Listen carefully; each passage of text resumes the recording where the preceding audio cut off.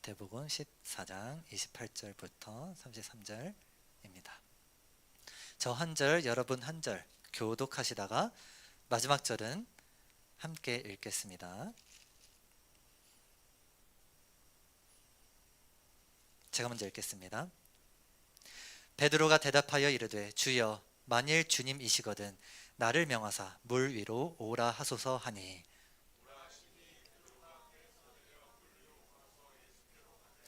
바람을 보고 무서워 빠져가는지라 소리질러 이르되 주여 나를 구원하소서 하니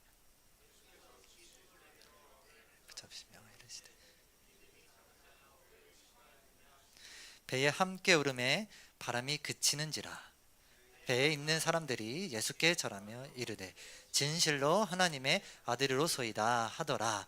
아멘. 말씀 제목부터 한번 읽어볼까요? 준비 시작. 저는 말씀 제목 짓는데 한 3시간이 걸립니다. 자, 함께 큰 목소리 읽어주세요. 준비 시작. 네, 여러분이 말씀 제목만 기억하고 가셔도 오늘 설교 한 75%는 다 듣고 가시는 겁니다. 제가 최근에 읽은 책 중에 이런 책이 있습니다. 경험의 멸종이라는 책이 있는데요. 이 책에 크리스틴 루진이라는 사람이 이러한 실험을 이러한 설문조사를 했다고 합니다. 미국에 있는 10대, 20대 청년들, 청소년들에게 이러한 질문을 했어요. 후각과 아시는 분 계시죠? 후각과 스마트폰 중에서 반드시 하나를 포기해야 한다면 무엇을 포기할래? 이렇게 질문한 겁니다. 결과는요. 예상하시는 답변이 있을까요? 뭐가 더 높게 나왔을까요? 후각. 여기서 이제 약간 세대가 드러나는 거예요. 10대, 20대는 너무나 놀랍게도 과반이 후각을 선택했다고 합니다. 나의 신체의 일부를 포기해서라도 스마트폰은 절대 포기 못하겠다. 그 말이 무엇을 의미하는 거냐면 학자들은 이렇게 해석했어요. 직접 경험하는 것보다 간접적으로 경험하는 것을 더 선호한다. 이게 요즘 세대, 저와 여러분이 속해 있는 세대가 가지고 있는 그러한 생각들이에요.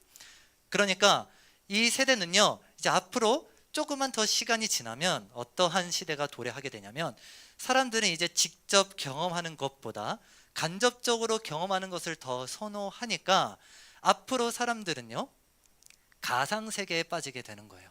직접 현실적으로 경험하는 것보다 사람들이 조작해 놓은 인스타 속의 세계, 사람들이 조작해 놓은 그런 가상세계 안에 몰두하면서 살게 되게 되고, 특별히 대면해서 우리가 이렇게 모여서 예배드리는 것, 우리가 같이 차 마시는 것, 커피 한잔 하는 것, 그런 것들이 어색해지고 꺼려지는 미래가 도래하게 될 것이다 라는 거죠. 그런데 지금도 직접적으로 경험하는 것을 더 좋아하는 사람들 있잖아요. 예를 들어서 여행을 갔다, 여행 스타그램, 육아를 한다, 육아 스타그램. 자, 이게 무엇을 의미를 하는 걸까요? 직접 경험하는 것조차도 마케팅을 위해서 하는 거예요. 나를 홍보하기 위해서 하는 거예요. 그러니까 경험 자체에, 제가 지금 아들이 있지만 육아하는 것 자체에 제 아들과 그리고 제 아내의 가족에게 몰두하는 것보다 무엇이 우선되는 거예요? 나의 이기심, 내가 드러나는 것이 우선되는 시대가 우리가 속해 있는 시대라는 거죠. 현실이 이래요. 그러면 신앙생활은 오죽하지 않겠습니까? 현실과 오히려 더 동떨어진 것처럼 느껴지는 게 신앙생활이잖아요. 우리가 실제로 경험하는 나라는 어떠한 나라입니까? 하나님의 나라보다는 세상을 더 많이 경험해요. 짜증을 더 많이 경험해요. 답답한 것을 더 많이 경험해요. 또 기독교인들이 살기 불편한 그러한 시대를 우리가 더 많이 경험해요. 하지만 우리는 교회에 오면 마치 그렇지 않은, 최대한 그렇지 않은 사람처럼 이렇게 보여지려고 합니다.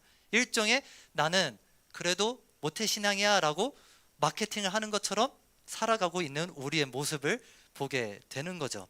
성도처럼 보이기 위해서 또는 다른 목적 때문에 우리의 이러한 상황이 너무나 어렵고 힘들어서 이걸 타개하기 위한 방법이 무엇입니까? 보통은 수련회예요. 그렇죠?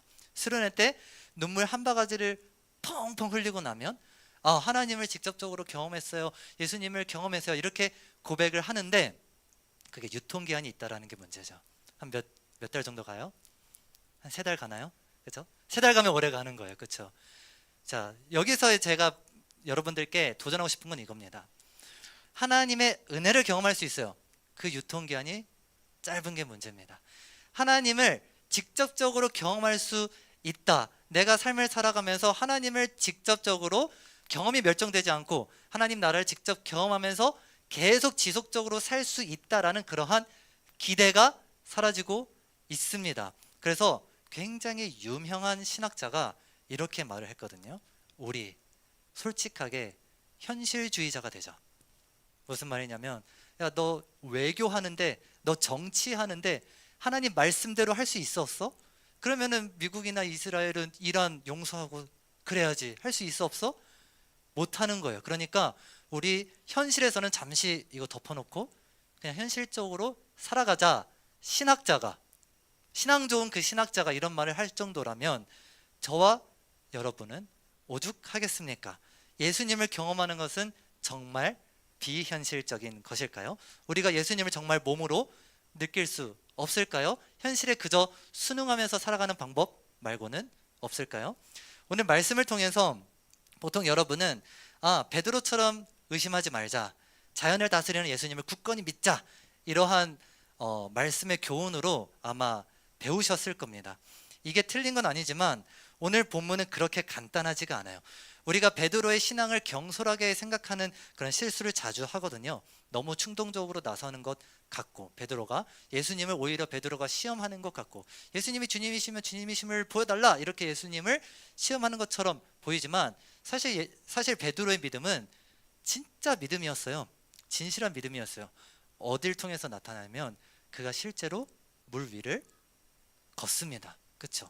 물 위를 걸어요. 잠깐이지만 물 위를 걸어요. 우리가 왜 베드로가 그런 요구를 했는지는 정확하게 알 수 있지만 자기를 걷게 하실 거라는 그 믿음이 확실히 있었기 때문에 물 위를 잠깐이라도 걷습니다. 그런데 그 믿음이 오래가지 않는 거죠. 바람, 풍랑이라는 피할 수 없는 공격에 불가항력적인 충격을 받아요. 베드로는 순간 두려웠고 바다에 빠지게 되면서 상황은 더 심각해졌습니다.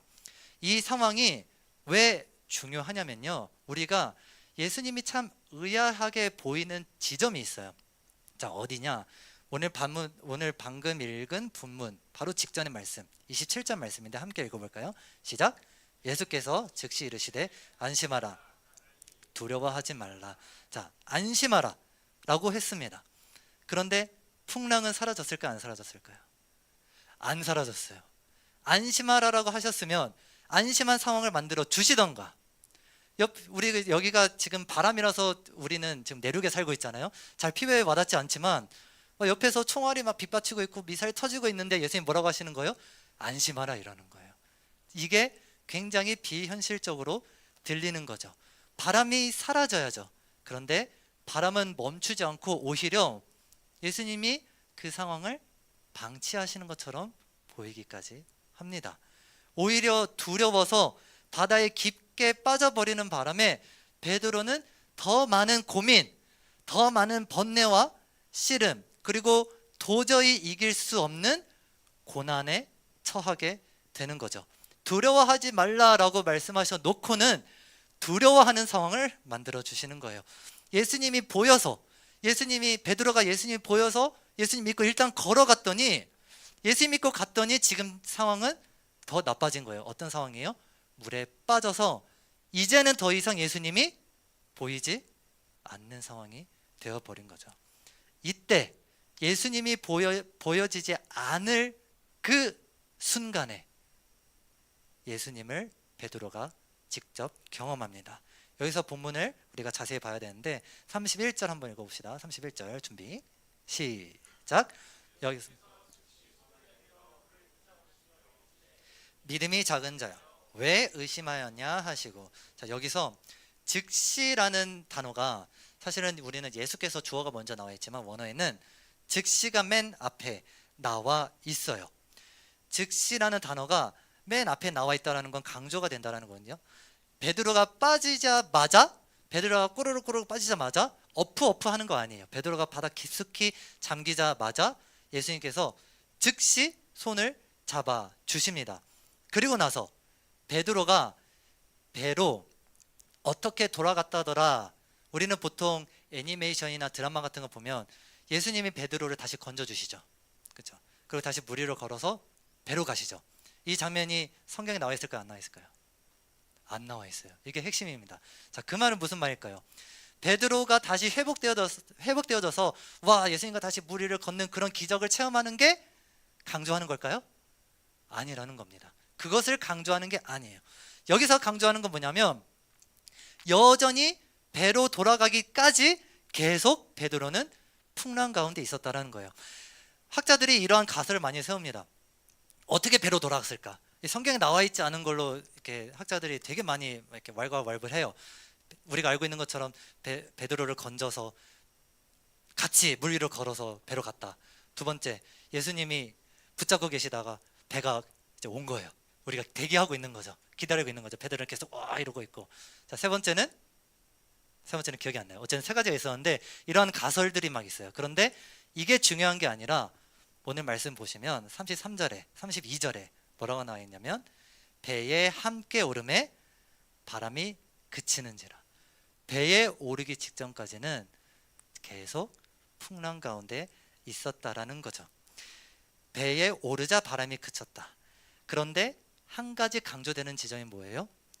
베드로가 더 이상 깊게 바다에 빠지지 않도록 예수님이 그 즉시 붙잡아 주셨다라는 거예요. 어쩌면 베드로는요, 예수님의 손밖에 보이지 않았을 거예요. 어쩌면 베드로는 예수님의 그 존재를 느끼지 못했을 거예요. 손만 느꼈을 뿐이었을 수도 있습니다. 그런데 이렇게 비바람으로 점철된 이 모든 과정의 결말이 뭐냐면요, 33절이에요. 33절 뭐라고 말씀하죠? 제가 적었나요? 33절에 이렇게 말씀합니다. 이렇게 고백하죠. 진실로 하나님의 아들이로소이다. 예수님의 손밖에 보이지 않고, 그런데 그러한 바닷속에 있는 우리의 상황이 어디로 나아가는 과정입니까? 하나님의 아들이라고 고백하는, 예수님을 진정 메시아라고 인정하게 되는 그 고백으로 나아가는 과정이다라는 거죠. 여러분, 우리의 삶은 고난 앞에서 이 하나님께서 붙잡아 주시는 것을 베드로처럼 이렇게 직접적으로 체험한다라고 우리는 느끼지 못하고 살고 있습니다. 아니, 베드로는 직접 즉시 하나님께서 붙잡아 주셨는데 우리는 왜 그러한 기쁨이 없나요? 우리는 왜 그러한 경험이 없나요? 우리에게 신앙의 슬럼프가 온 것일까요? 왜 3개월 동안 이 청년부 예배가 없도록 하나님 우리를 그저 방치해 놓으셨나요? 우리를 왜 그저 바다 깊숙하게 빠져놓도록 하나님께서 그렇게 만들어 놓으신 걸까요? 현실과 믿음 사이에서 우리는 그렇게 갈등하고 번뇌하지만 그 순간에 예수님은 이렇게 말씀하시죠.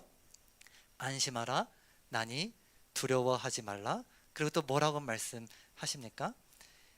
믿음이 작은 자여, 왜 어찌 의심하였느냐. 여러분, 하나님의 잔소리를 듣는 게 복일까요, 아닐까요? 여러분, 하나님의 질책을 받는 게 복일까요, 아닐까요?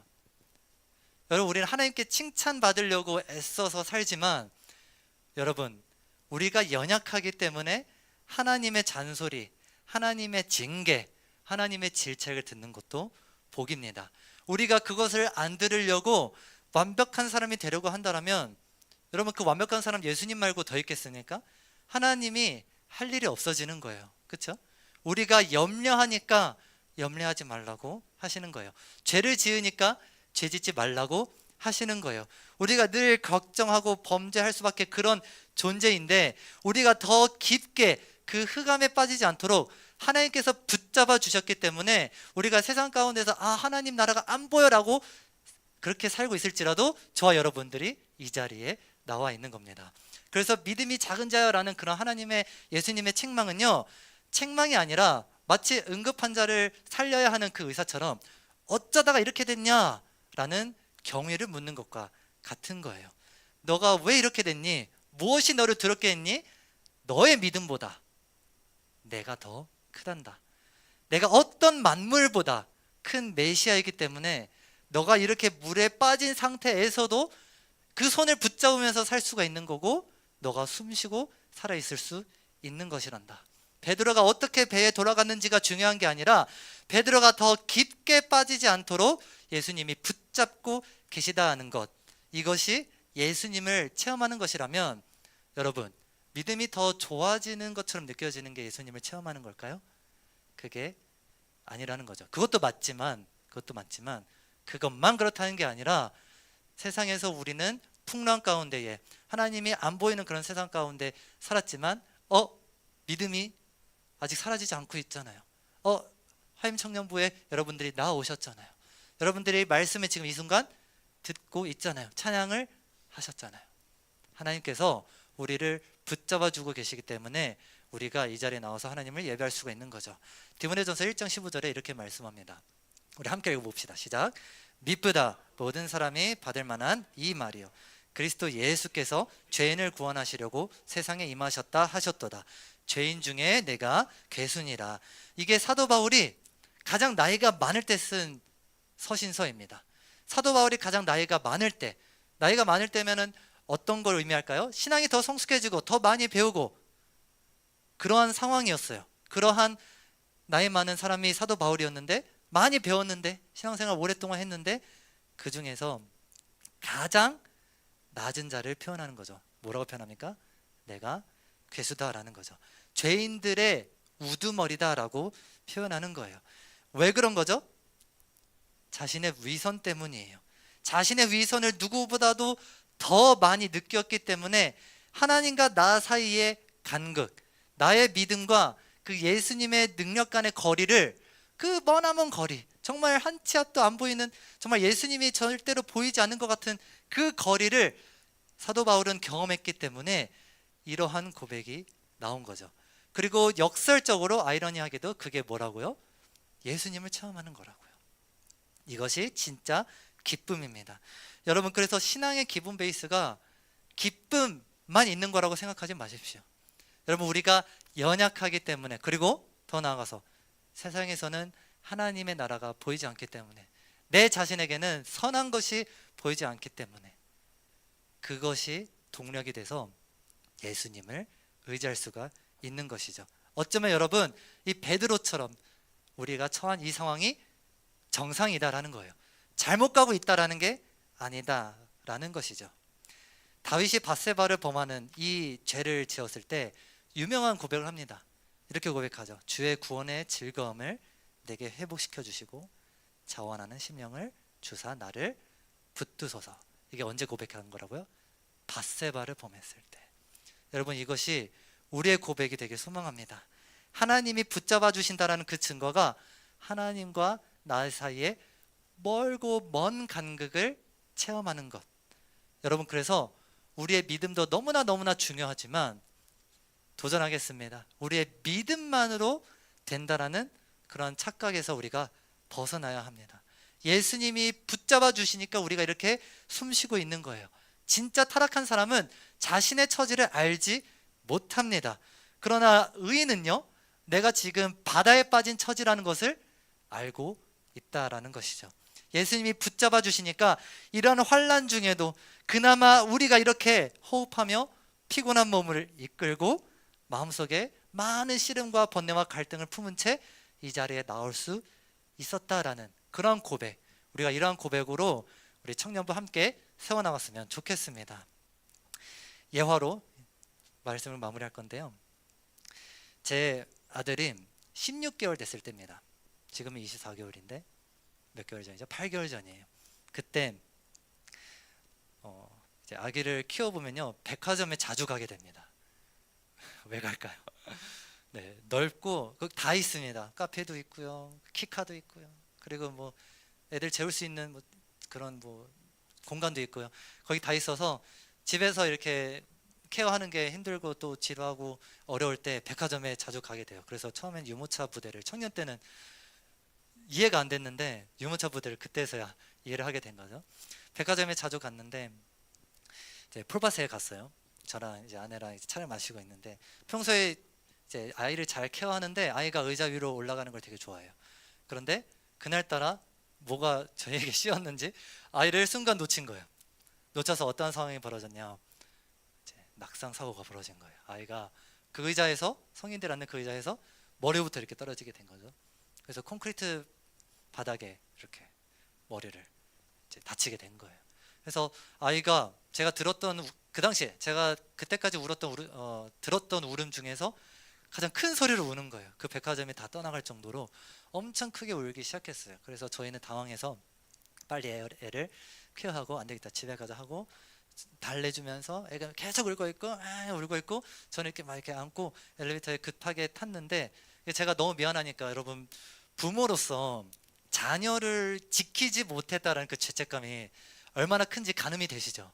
그런데 이제 아버지가 못 지켰다라는 그런 죄책감이 엄청 밀려오니까, 그래서 엘리베이터 안에서, 사람들 다 있는데 엘리베이터 안에서 아이한테 이제 귓속말로 이렇게 말을 했어요. 아버지가 지켜줘서 아빠가 지켜주지 못해서 미안해, 이렇게 말했어요. 이게 16개월에 말을 알아들을까요? 모르죠. 네, 이렇게 말을 했는데 아이가 갑자기 울음을 그치더니, 생각보다 울음을 빨리 그치는 거예요. 울음을 빨리 그치더니 어떻게 해줬냐면, 제가 안고 있었거든요. 이렇게 해주는 거예요. 말귀를 알아들었는지 알아들었는지 못 들었는지 모르겠지만, 마치 말귀를 알아들은 것처럼, 아버지가 지켜주지 못해서 미안해 이랬는데, 애가 이렇게 투닥투닥 하니까, 아까 엘리베이터 사람들이 있었다고 했잖아요. 눈물이 핑 도는 거예요. 핑 돌아서 눈물 흘리려다가 말았어요. 네, 눈물이 이제 쏙 들어갔는데, 그러한 경험을 하면서 하나님 아버지의 마음이 이러하지 않을까, 이런 생각을 하게 됐습니다. 어떠한 마음일까요? 여러분, 내 믿음이 흔들린다고 우리의 삶이 송두리째 흔들리는 게 아니에요. 낙상 사고를 당한다고 해서, 이 아이가, 제가 그런 게 있었거든요. 이게 IQ가 다운되면 어떡하지? 그런 거나 걱정하고 있는 거예요, 제가. 그런데 그렇지 않는 거 저도 알거든요. 그런데 정말 연약한 부모죠. 그렇게 막 걱정하고 있고, 그런데 그걸로 아이 인생이 잘못되는 거 아니거든요. 우리도 마찬가지예요. 우리도 어떠한 고난이나 어떠한 번뇌나, 또 여러분들 연약함 가운데 있잖아요. 말씀 묵상 매일 하라고 했는데 못하고 있잖아요. 기도도 못하고 있잖아요. 그런데 여러분, 오해하지 마세요. 그렇다고 하나님이 여러분들을 포기하신다고요? 아니라는 거죠. 그런데 모든 풍랑이 멈추는 그날이 있을 거예요. 그날이 언제일까요? 우리가 베드로가 배에 올라가는 그 시점, 하나님 나라에 들어갔을 때겠죠. 천국에 갔을 때겠죠.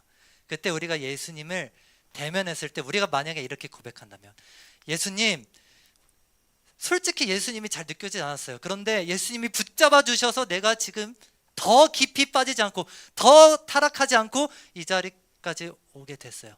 예수님 참 감사해요. 그래서 허가하고 안아준다면, 예수님은 저처럼 나약하게 눈물 흘리시는 분이 아니시겠지만, 예수님 마음 어떨까요?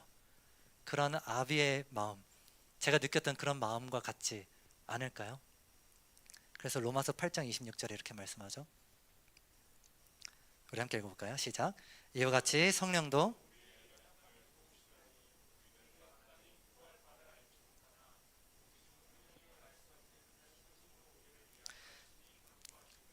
아멘. 우리 사랑하는 하임 청년부 여러분, 믿음이 작다는 사실에 아이러니하게도 자부심을 가지세요. 그래서 아버지 하나님만을, 예수님의 그 손만을 우리가 구하지 않을 이유가 없는 것이죠. 반주해 주실까요? 성령께서 우리를 돕지 않으실 이유가 없는 거예요. 왜? 우리가 연약하기 때문에. 우리는 나의 부족함, 나의 문제, 나의 고민과 갈등, 그래서 예수님이 너무나 멀게 느껴지는 것을 통해서 오히려 예수님을 경험하고 있다는 사실을 믿으시기 바랍니다. 우리가 세상에서 직접적으로 경험하는 것이 세상밖에 없으니까, 세상에서 직접적으로 경험하는 것이 우리의 인간적인 감정밖에 없습니까? 예, 맞아요. 우린 연약해요. 우린 넘어져요. 그래서 우리는 믿음이 없어요.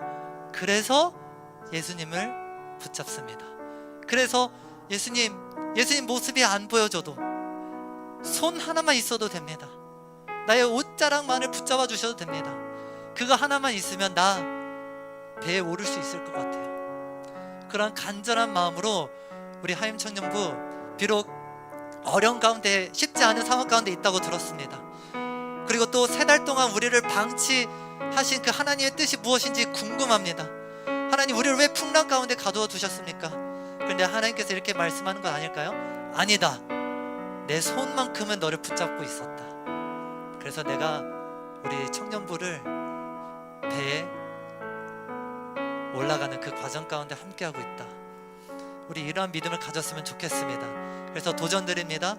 믿음이 약하기 때문에, 내가 신앙이 없기 때문에 교회에 안 나오는 게 아니라 나오십시오. 신앙이 없으니 나오셔서, 믿음이 부족하기 때문에 나오셔서 우리 청년부 함께 우리가 하나님의 붙잡으심을 경험하면서 함께 동역해 나가는 그런 청년부가 되기를 간절히 소망합니다. 우리 이러한 마음으로 함께 찬양합시다. 하나님의 사랑을